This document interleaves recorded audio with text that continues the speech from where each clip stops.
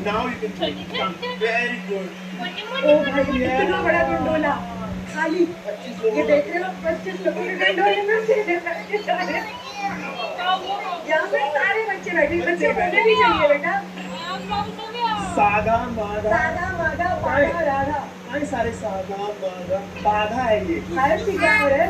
हम अकेले जा रहे हैं मुझे बहुत खुशी हुई है ना बहुत डर लग रही है मेरी स्ट्रैटेजी थी ना मुझे ग्लास बॉटल में बैठना था एक्चुअल में ऐसा तू निकल मुझे खाली में बैठना था 15 का डोला आ गया अब तक ग्लास बॉटल